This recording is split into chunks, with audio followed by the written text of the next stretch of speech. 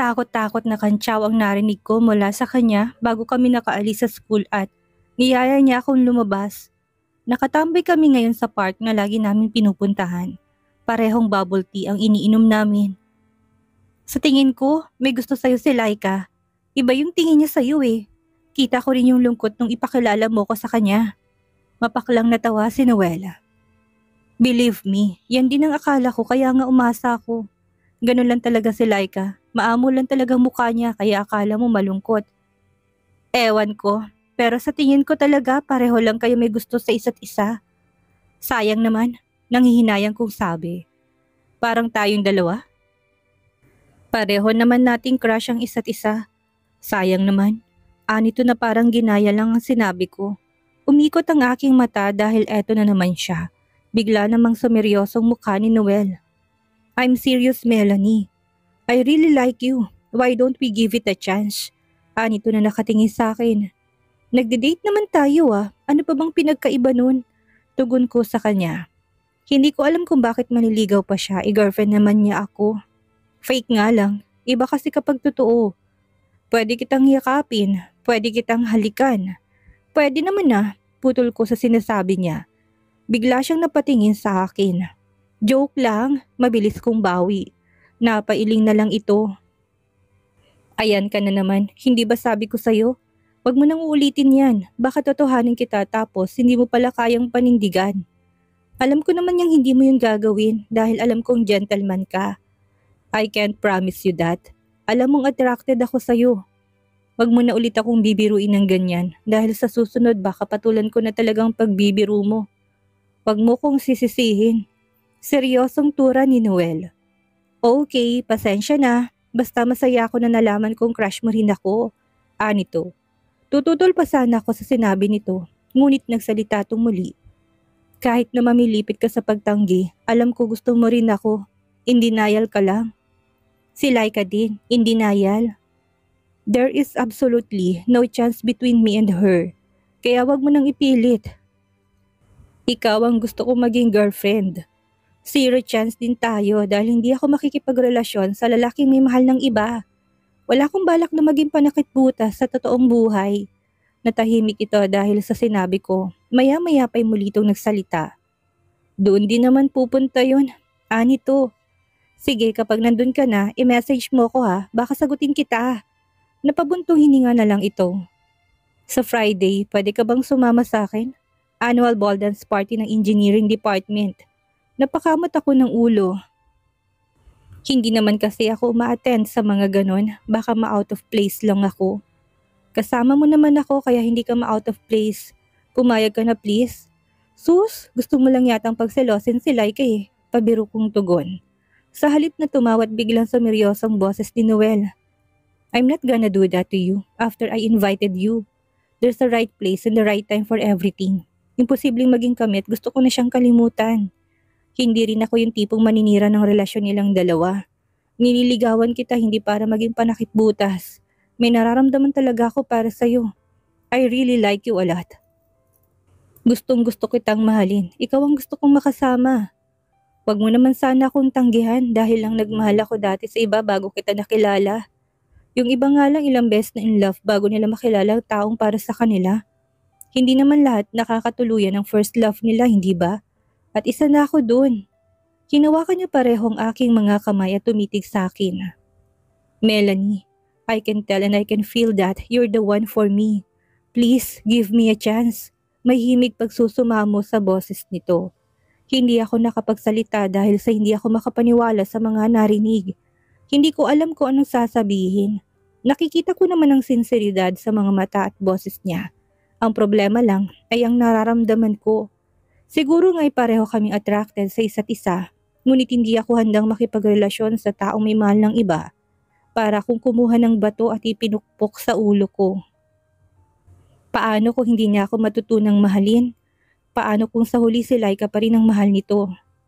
Pwedeng-pwede niyang ibato sa akin na sa una pa lang ay naging tapat na siya sa akin kaya walang ibang dapat sisihin, kung hindi ang aking sarili. Pasensya ka na, hindi pa ako handa. Yun lang ang tangi ko nasabi sa kanya. Maghihintay ako hanggat handa ka na. Basta huwag kang titingin sa iba ha. Ako lang ang dapat ang option mo. Anito. Ang seryoso ng usapan namin tapos bigla na lang niya ako napatawa. Sa lahat na nanliligaw, ikaw itong demanding. Siyempre, ang laki kaya ng ibinabayad ko para sa akin lang ang oras mo. Napailing na lang ako sa sinabi niya. Huwag ka na ring tatanggap ng tutoring job. Ano? Sideline ko kaya yun? Umalma ako sa sinabi niya. Malaking tulong para sa akin na mag-tutor dahil extra income ko yun. Dodoblehin kong ibabayad nila. Halata namang may gusto sa yung genre na yun. Kunwari pa siyang nagpapa-tutor kuno. Nakangusong winika nito. Mapakala ako napatawa.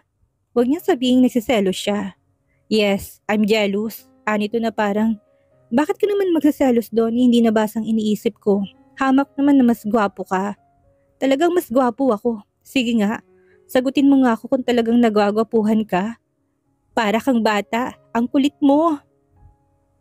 Natatawa kong sabi. May oras pa tayo. Halika, bibili tayo ng susuotin mo para sa ball. Hinawakan niya ako sa kamay.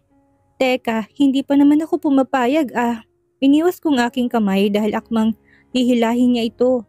Sus, alam ko namang papayag ka dahil hindi mo matitiis ang crush mo. Anito na animoy siguradong sigurado sa sinasabi niya at dire-diretso sa paghila ng mahagipang kamay ko. Ay, ang kapal mo. Tugon ko pero napasunod na lang din ako dahil sa kakulitan nito. You can deny all you want pero bibigay ka rin. Malawak ang pagkakangiti ni Noel. Nalaki ang aking mga mata sa sinabi niya. Ang kapal mo talaga. Hinampas ko siya sa braso. Umiwas siya at tumawa ng tumawa. Isinama niya ako sa tindahan ng mga mamahaling kasuotan. Para ako nalula dahil sa napakasosyal ng kapaligiran. Baka mahal dito, bulong ko kay Noel. Ngumiti lang ito sa akin. Kinausap niyang lumapit na empleyada at sinabihan niyang ikuha ako ng damit na babagay sa akin sa college ball. Mukhang alam na empleyada ang gagawin kaya mabilis niya akong sinamahan upang pumili ng damit. Naupo naman si Noel para maghintay habang nagsusukat ako. Miss, bagay sa'yo yan. Gusto mo ba ipakita sa boyfriend mo? Naku po, hindi na, nakakahiya. Mabilis kong sagot. Okay, may katernong purse na yan at tutulungan ko na rin kayong pumili ng sapatos. Professional na wika ng babae. Sumunod lang ako sa advice niya dahil wala naman akong alam sa mga ganito. Nang matapos kami nilapitan ko si Noel. Tapos na, bayaran mo na, bungad ko sa kanya. Tumingin siya sa akin at tumayo. Bakit hindi mo pinakita sa akin? Ano, model? Tugon ko. Napangiti na lang ito at lumapit sa empleyada na nag-assist sa akin upang magbayad. Hindi ko na tinanong kung magkano dahil alam kong mahal yon. Sinadya ko talagang hindi ipakita sa kanyang damit na napili ko. Gusto ko siyang isurprise. Bigla ko kasing naalala si Laika at alam kong nasa balding ito. Marami ring babaeng aaten kaya naman may kung anong pumasok sa utak ko na nagsasabing, sorry girls, but Noel is off limit.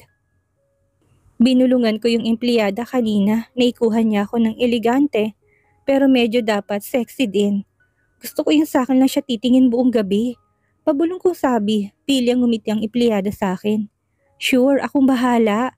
Sisiguraduhin kong sa'yo lang titingin ng poging boyfriend mo. Anito na parang kinikilig at nag-appear pa kami sa isa't isa. Noel POV. Iti-text ko sana si Melanie upang alamin kung nasa school siya ngayon at yayayain siya mag-ikot-ikot dahil may art fest ngayon sa university nang lumapit si Laika sa akin. Noel, samahan mo naman ako sa fest. Malilate lang kasi ng konti si Miguel. Anito. May pupuntahan kasi ako ngayon, mabilis kong tugon. Nang tignan ko siya parang naluluha ang kanyang mga mata. Kailangan ko lang na makakausap. Tatanggihan ko pa sana siya, ngunit na makita kong maamot malungkot niyang mukha na parang nagsusumamo, ay wala na akong nagawa kung hindi ang umuo. May problema na naman siguro to sa bahay nila. Sinukso ko sa bulsa ng aking pantalon ng aking phone at sinamahan siya. Ilang minuto rin kami naglakad-lakad sa mga booth. I'm glad na pumayag ka, Noel. Ang saya ko ngayon. Nakangiti to sa akin. Kung hindi lang niya ako binasted ay isipin ko talaga na in love siya sa akin dahil sa kung paano siya tumingin. Dahil din doon kaya nahulog ang loob ko sa kanya. You know, I'm always here when you need me. No matter what. Totoo sa loob ko, hindi naman porket sila ni Miguel ay hindi na kami pwedeng maging magkaibigan. I mean it, Noel. Seryosong winika ni Laika tumingin sa akin na punong-puno ng emosyon ng mga mata. Napabuntong hininga ako. Eto na naman siya, ipinaparamdam niya na naman sa akin na napaka-special ko. Dati-rati tumataba ang aking puso sa ganitong eksena dahil Pakiramdam ko ay nakasandal siya sa akin at ako ang superhero niya. Sabay kaming lumaking tatlo ni na Miguel at Laika dahil malapit na magkakaibigan ng pamilya namin. Habang lumalaki ay parang kapatid namin si Laika na palagi namin pinoprotektahan ni Miguel. Dahil iyakin ito't mahinang loob. Lumalaki ako na importante siya sa akin. Alam ko rin na pareho kami ni Miguel na nararamdaman. Para kay Laika ngunit hindi yun naging balakid.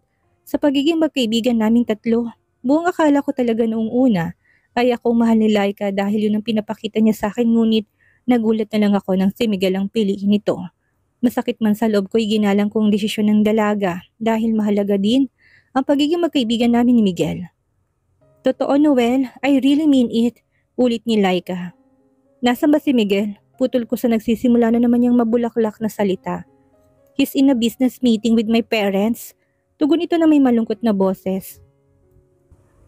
Rumihisto din ang lungkot sa maamong mukha nito.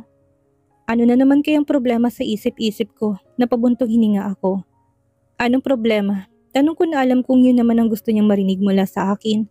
Umiling ito. Sinabi ko sa parents ko na gusto kong magsimula ng food business pero ayaw nilang pumayag. Property development business ang negosyo ng pamilya ni Laika kaya engineering ang pinakuha nilang kurso kay Laika. Napilitan lang dalaga dahil ang gusto talaga nito'y culinary.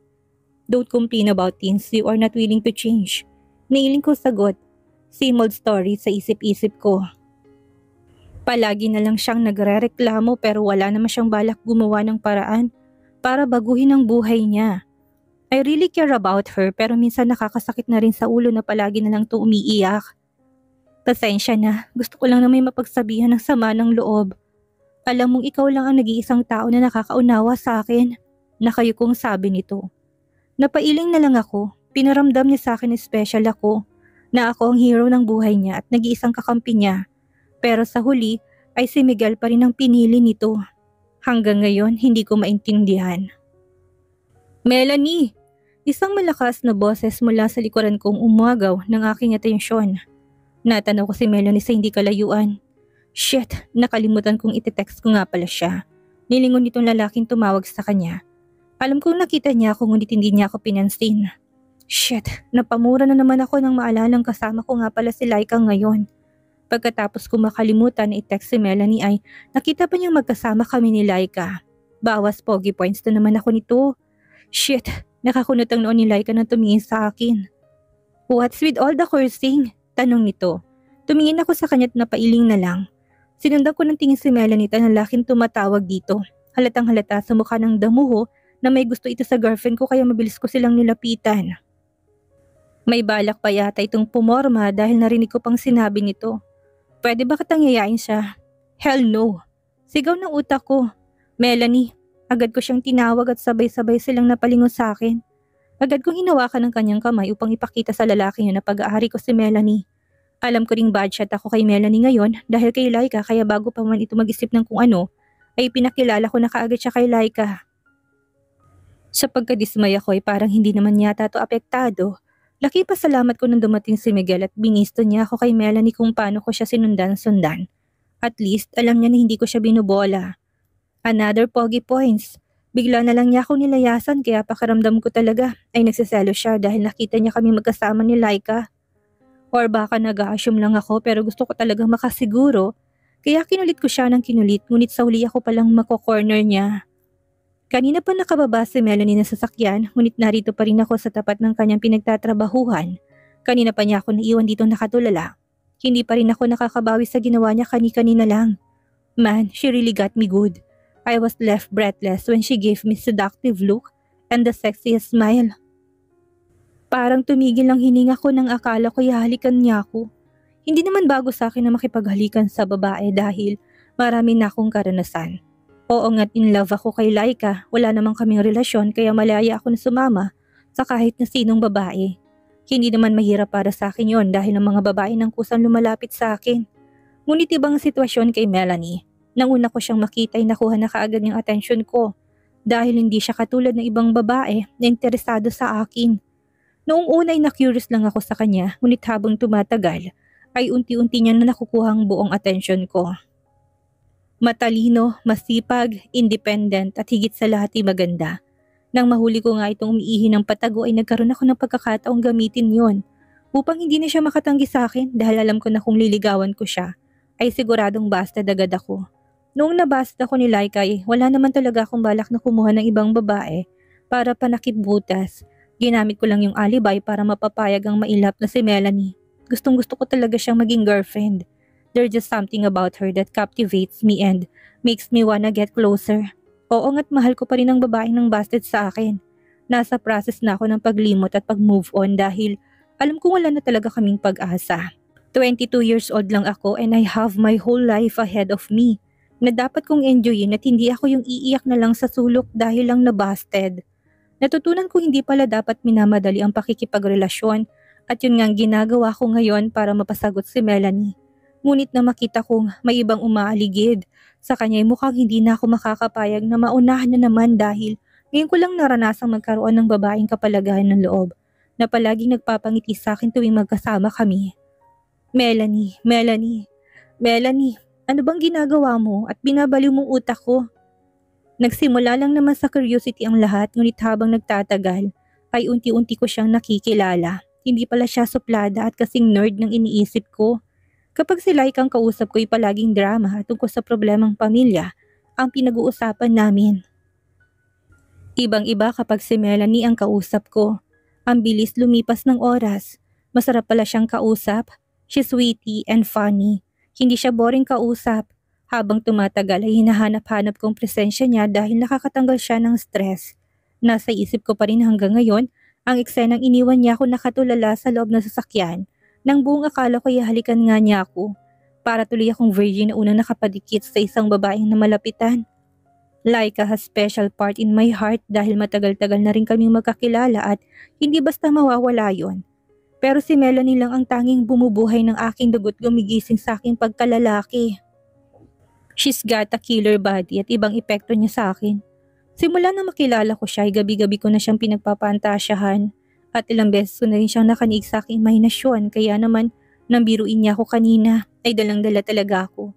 Kanina pa ako nakatingala sa kisame ng aking silid.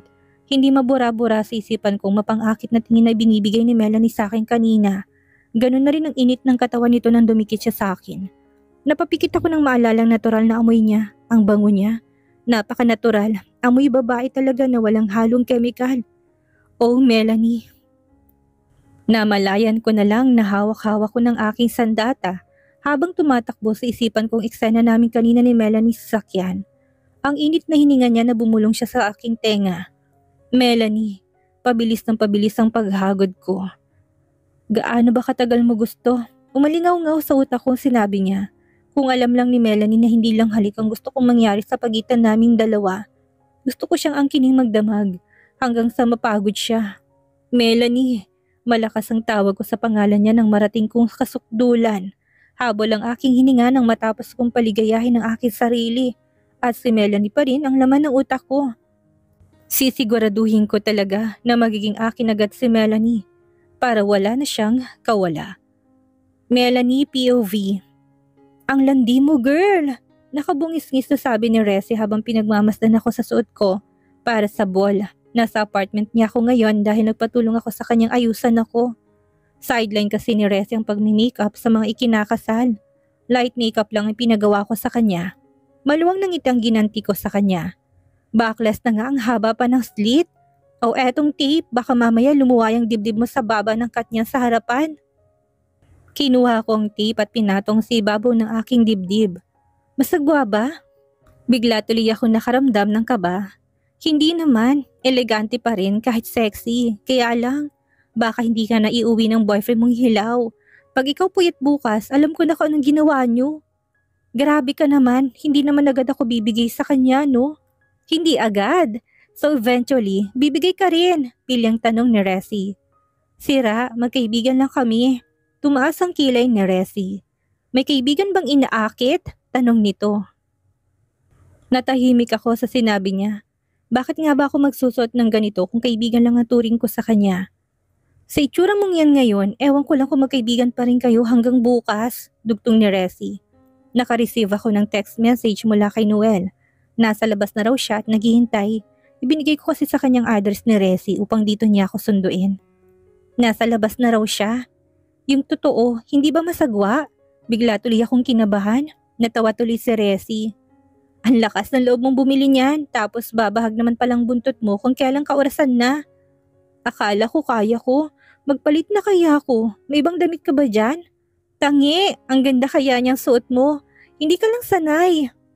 Sigurado ako magugulat ka na lang kapag nakita mo mga suot ng mga babae sa ball. Kaya tumayo ka na dyan at huwag mo nang paghintayin si Pogi. Tumayo ako at naglabas ng malakas na buntong hininga upang ilabas ang namumuong kaba. Ayokong ipakita kay Noel na masyado akong apektado sa presensya niya. Nagpaalam ako kay Resi at binigyan na muna niya ako ng thumbs up bago ako tuluyang lumabas. Tanaw ko na kaagad si Noel na nakatayo at nakasandal sa pintuan ng kanyang sasakyan. Bigla tong umunat ng pagkakatayo nang makita niya ako. Nung pinili kong damit na suot ko'y ganitong reaksyon talagang gusto kong makita sa kanya. Ngunit ngayong kaorasan na ay parang bigla akong nagsisi. Kitang-kita ko kasi ang pagkagulat nito nang makita ako. Para tuloy gusto ko nang bumalik ulit sa loob ng apartment ni Resi. Pareho kami hindi kumikilos. Nakatayo pa rin siya sa gilid ng kanyang sasakyan habang ako naman ay ilang metro ang layo sa kanya. Napahawak ako sa aking batok, nakita ko humakbang na papalapit sa akin si Noel. Pinasadahan niya ako ng tingin at nakaramdam tuloy ako ng pagkailang. Masagwa ba? Magpapalit na lang ako kung ayaw mo nito. Tatalikod na sana ako nang hawakan niya ako sa kamay. No, mabilis ng sagot. Ang ganda mo, anito habang nakatitig sa aking muka. Let's go, alok nito at marahan niya akong inalalayan papasok sa kanyang sasakyan. Nauna akong pumasok at sumunod naman siya. Tahimik lang itong umupo sa driver's seat at panakanakan tumitingin sa akin na parang may gustong sabihin. Maya-maya pa ay may kinuha to sa kanyang bulsa at may dinukot na isang maliit na kahon. Binuksan niya ito at may lamang kwintas at hikaw. Tumingin siya sa akin. Kenay, tanong nito, tumango ako't bilang pagsang-ayon. Dumukwang siya palapit sa akin upang suot sa aking legang kwintas.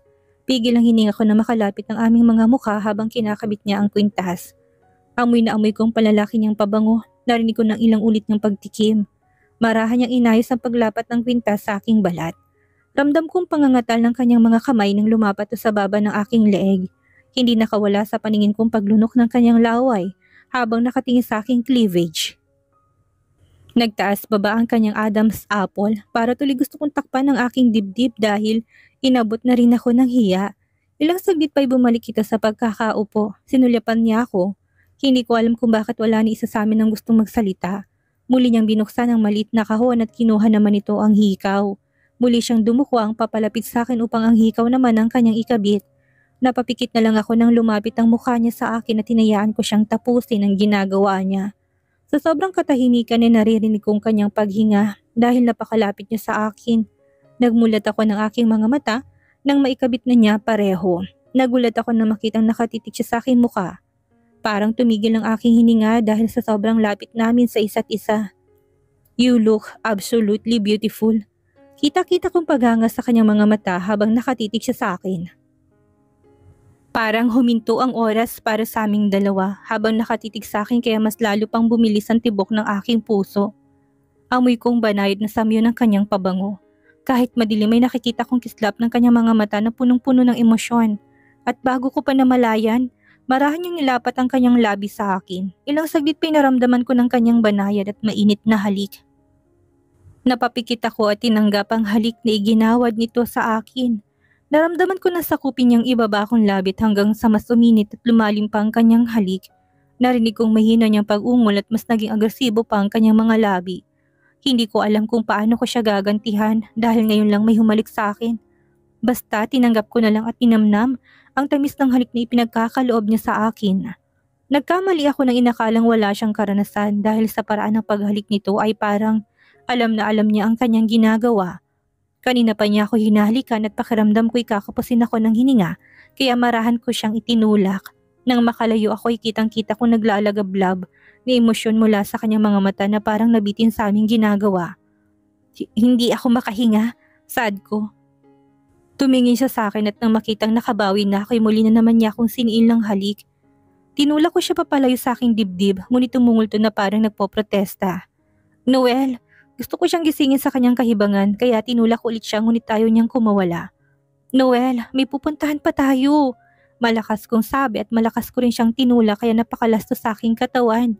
Parang wala siyang naririnig at sinunggaban pa sana niyang muli ang aking dibdib. Ngunit inunahan ko na siya at kaagad kong tinakpan ng damit ang aking kahubaran. Tumingin si Noel sa akin na nagpoprotesta ang mga mata. May pupuntahan pa tayo, Noel. Sad ko, nagpakawala siya ng malakas na buntong hininga at tumayos ng pagkakaupo. Inistart niya ang sasakyan at tuluyan na kami umalis sa lugar na yon. Ilang beses ko siyang narinig na nagbuntong hininga habang nagdidrive at umiiling-iling pa ito paminsan-minsan. Halata naman sa itsura nito na parang hindi ito natutuwa na nabitin siya. Ipinarada niya ang sasakyan sa tapat ng venue kung saan gaganapin ang ball. Lumabas ito at mabilis na nakalapit sa side kung saan ako nakaupo at pinagbuksan ako ng pintuan. Inalalayan niya akong bumaba. Ni hindi ko magawang tumingin sa kanya at wala kaming imikan hanggang sa makarating kami sa venue. Sinalubong kami ng malakas na tunog ng musika. Dim ang ilaw nang pumasok kami sa bulwagan at marami ng estudyanteng nasa loob.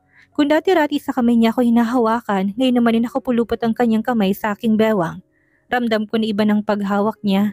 Parang may matinding otoridad ang paraan nito na tila ba't pagmamay-ari niya ako. Natanaw namin sina Miguel at Laika. Napakaganda ni Laika ng gabing iyon, napaka-elegante nito. Para tuloy akong nahiya dahil habang napakaklase niya sa kanyang suot, ako naman ay halos nakabilad ng katawan. Napapikit ako at pinagsisisihan ko kung bakit ganitong aking sinuot. Para tuloy gusto ko nang tumakbo palabas ng bulwagan. Lumapit sa amin sina Miguel at Laika.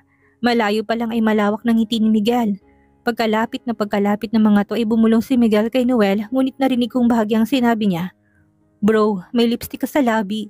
Nalaki ang mga mata ko nang napatingin kay Noel. Natutup kong aking bibig nang makitang kumayat ang lipstick ko sa labi nito. Napahawak naman si Noel sa bibig at pinahid ng daliri ang labi. Tinignan niyang daliri at nakita niyang kumapit na lipstick. Shit, usal nito. Mabilis niyang dinukot ang bulsa at kinuha ang panyo upang punasan ang kanyang labi. Tumingin sa akin si Noel at pinunasan din niyang gilid ng aking bibig. Narinig kong pagtawa ni Miguel. Mabuti na lang at wala pang masyado kami nakakausap na ibang mga estudyante. Maliban sa magkasintahan, hiyang-hiya ako ng mga oras na yun. Nang napatingin ako sa direksyon ni Laika, hindi maipintang mukha nito na palipat-lipat ang tingin sa amin ni Noel. "Excuse us." Ani ni Noel at kinawit na naman ang kanyang kamay sa aking bewang at naglakad kami papalayo sa bulwagan. Nang makalayo kami, tumigil ito sa paglalakad at humarap sa akin. "I'm sorry," ani to. "Muntik na tayong naging headline bukas." Patuloy niya. Tumitig siyang muli sa akin. "Kasalanan mo." Aniya, nalaki ang mga mata ko sa sinabi niya. Bakit kasi ang ganda-ganda mo? You're so beautiful. I can't think straight." Kinabig niya ako sa aking bewang at dinikit sa kanya. Muli na naman niya akong siniin ng halik sa labi at binigyan ng matagal at mainit na halik bago niya ako pinakawalan. Ang kanyang mga mata ay punong-puno ng iba't ibang emosyon. "Let's get out of here."